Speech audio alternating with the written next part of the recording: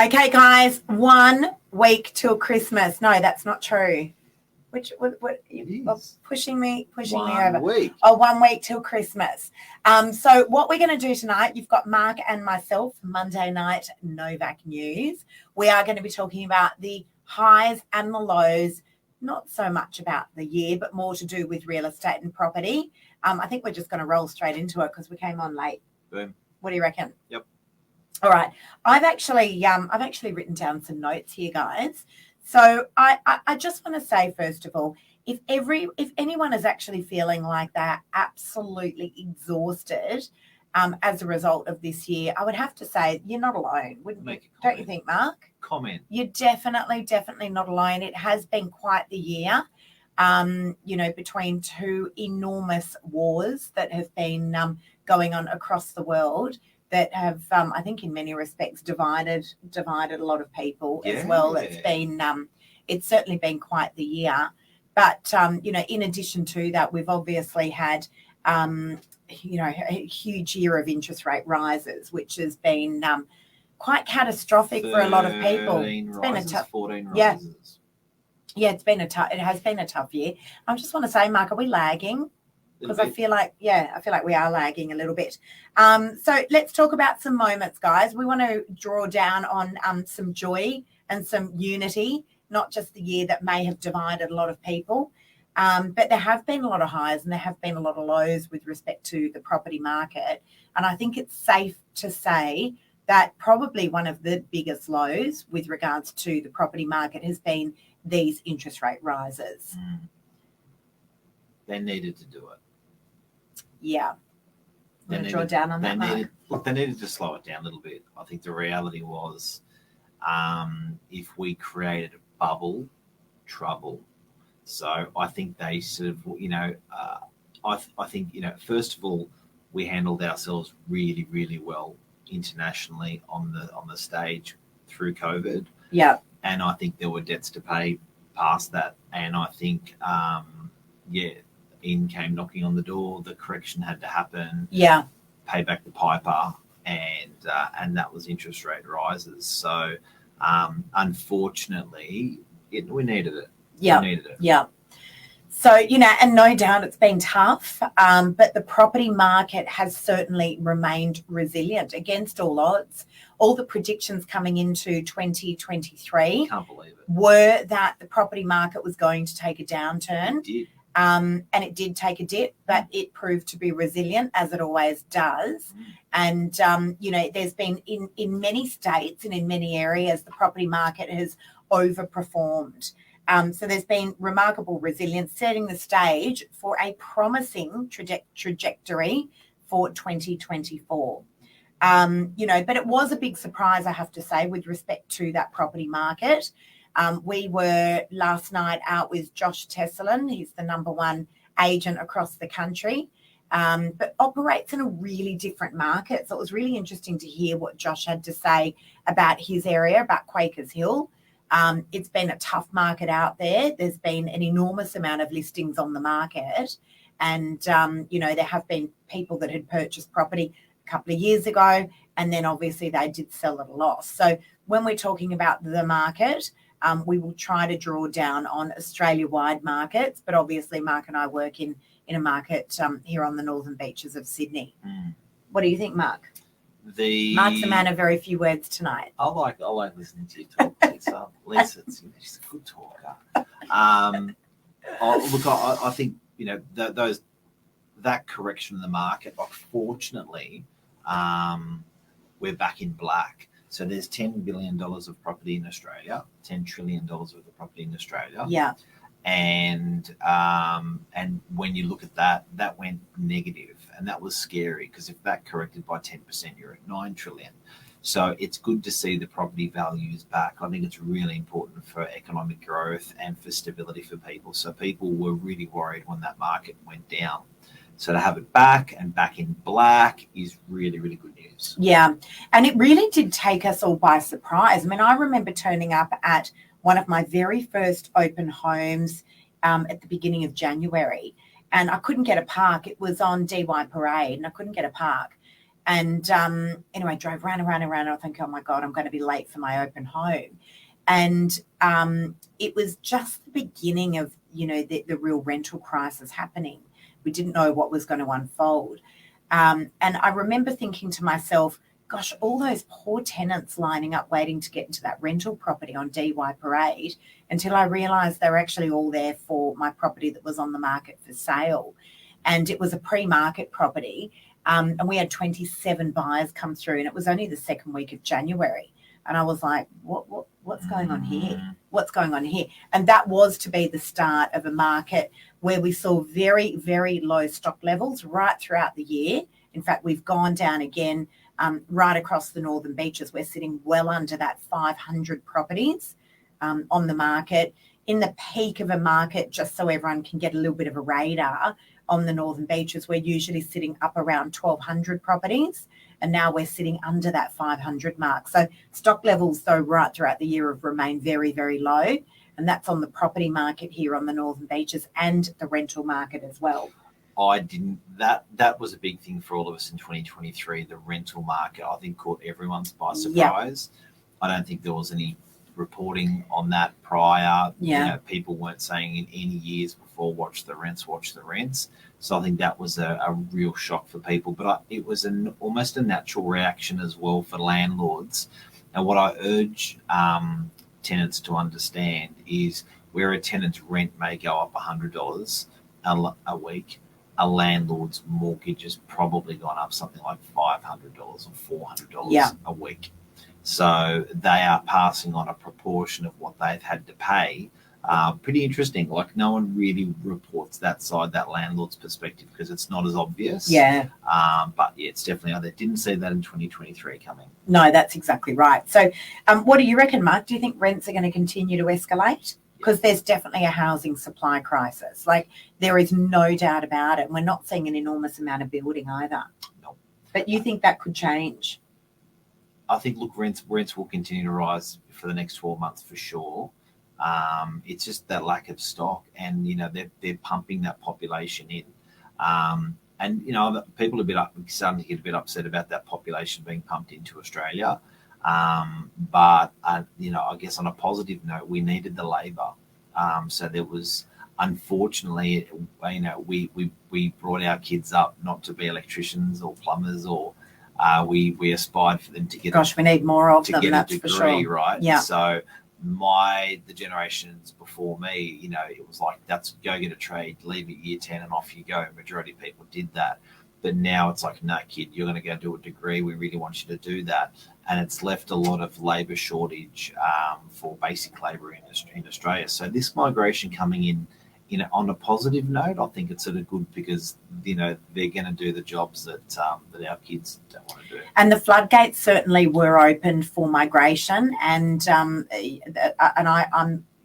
that's going to continue into next year.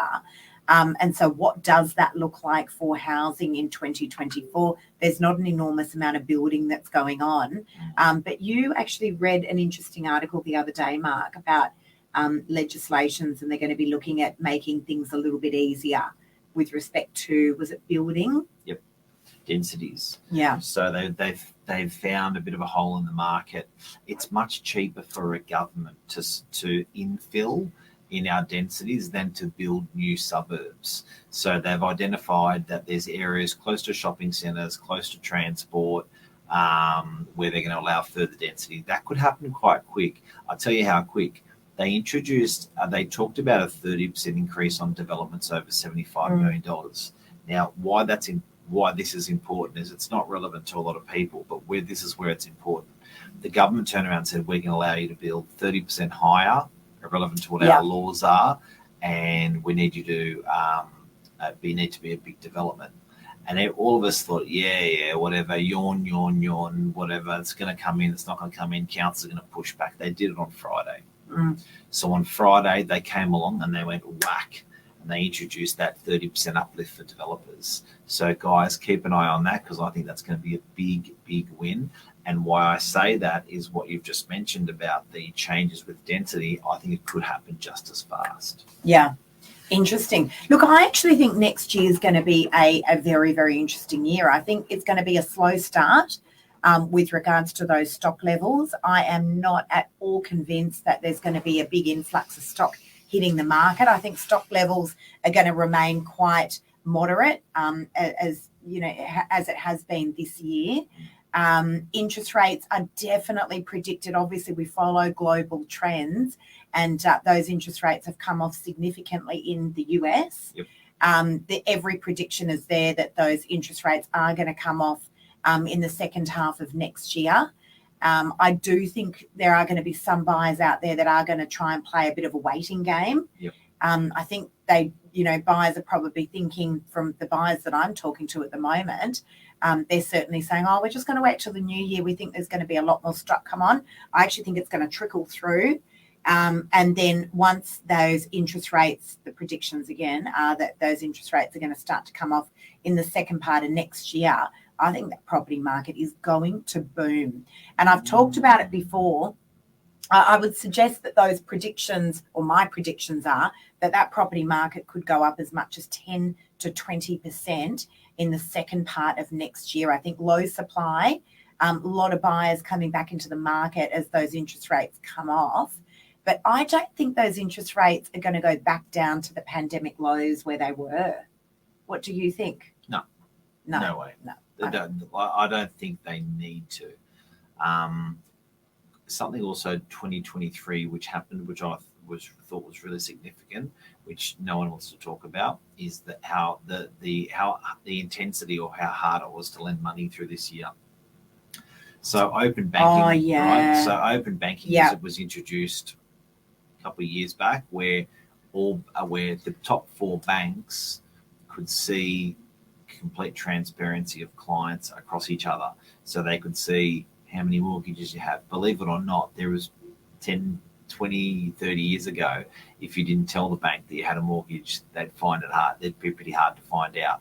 Credit cards, all that sort of cards. stuff. We were laughing about it the other day, weren't we? We were saying they used to just ask for 2 pay slips. Yep. Has anything changed with your pay? You'd hand in the 2 pay slips. Your bank manager would say, that's it, you're approved, go buy the property, and off you'd go. Yep. So my goodness me, how times have changed. So the intensity to get the amount of information that's processed for one to get a loan these days, and the degree of hardness for one to get a loan these days really changed in 2023. So it's been a tough year, there is no doubt. Property has absolutely remained resilient. Property prices have still remained to grow. Have still managed to increase. There have been some absolutely top performing suburbs. I was reading about it the other day. No surprise, in Sydney, it's been the eastern suburbs.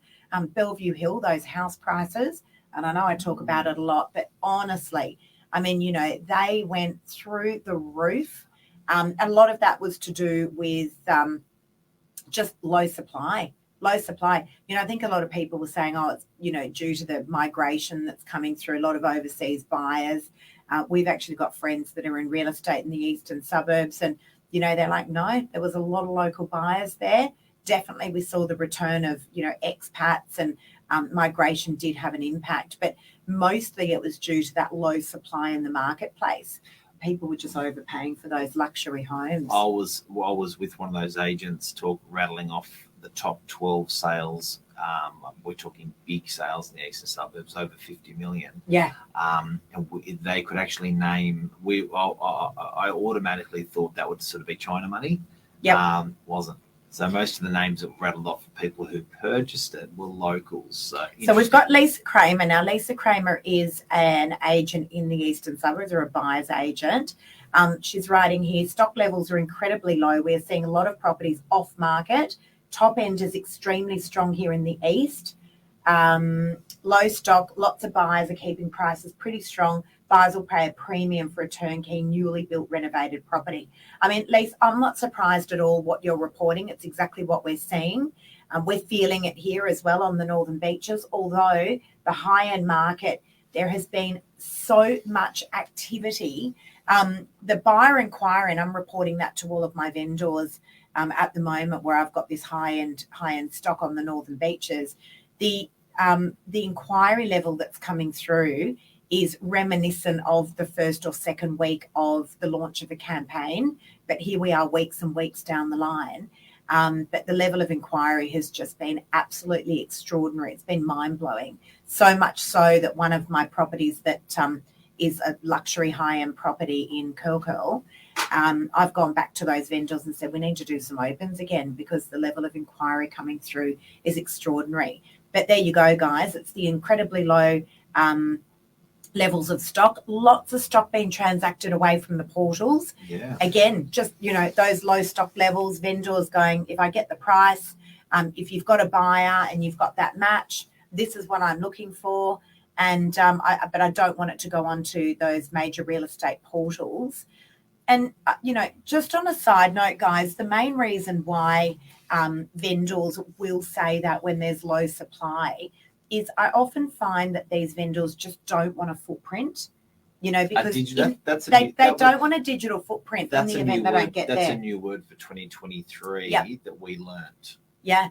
But, that is the reality. I mean, I've got some totally off-market, very high-end properties at the moment here on the Northern Beaches. And those vendors are very, very clear on their instruction. Lisa, it's not to go on your social media. It's definitely not to go out to the portals. We don't want it sent out via email direct marketing, and there's not to be text messages sent out.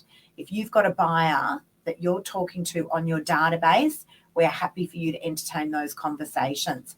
Exclusive listings that I've got, and vendors that are just saying, don't have to sell. If I get a phenomenal price, then, obviously we're going to certainly look to entertain that. Vendors that don't want a digital footprint. Yeah. There you go. Immigration and lack of stock is keeping prices high and will continue. I agree with you. I certainly agree with that. I don't believe there's going to be a big influx of high-end stock. I do believe that because of these extraordinary prices that are being achieved in the eastern suburbs, I think there's going to be a ripple effect. A lot of people are going to be outpriced. It happens. We see this happen in every market when the market moves. Yeah. Those buyers get outpriced and they go looking in other areas. Well, they're knock-on effect. We're feeling it. So people underestimate the knock-on effect. So when first-home buyers get stimulated, people go, well, that's great. How the hell does that help me? Yeah. It actually does. Because if suburbs surrounding do better, if price ranges surrounding do better, and you're not in that suburb or price range, you will enjoy a knock-on effect, good or bad. Yeah, yeah. So there are knock-on effects that are always happening through our markets. It was interesting to note as well, I was just doing a bit of research before we came on tonight, that regional properties have taken a bit of a knock. So obviously, and again, no surprises there, but during COVID, everyone was sort of exiting stage left, because everyone thought, oh, this is something that's here to stay. We went through COVID, 3 years of lockdowns and all the craziness that we all went through. And, I think there was a lot of people there that thought life was, not going to come back to normal. And so off they went to the country and sold up their city properties or their beachside properties. But that slowed down considerably. I think that tree was shaken and those buyers dropped out of the Sydney market and they went north, they went south. Yeah. But I think that the people that haven't moved are pretty tight on that tree now in Sydney. They're not going. Yeah. So it's not actually fueling, it's not throwing timber in the fire of regional areas. So I think now those regional areas are back to organic growth and back to organic activity. Yeah. They're not getting fueled by those Sydney guys coming. The tree was shaken, the sea change and tree change. People left Sydney and they fueled those regional markets. So now they're on their own organically. Let's see how they perform. Okay, Mark, I'm going to ask you questions about different sectors in real estate, and I want you to answer in just 3 to 5 words. Commercial real estate.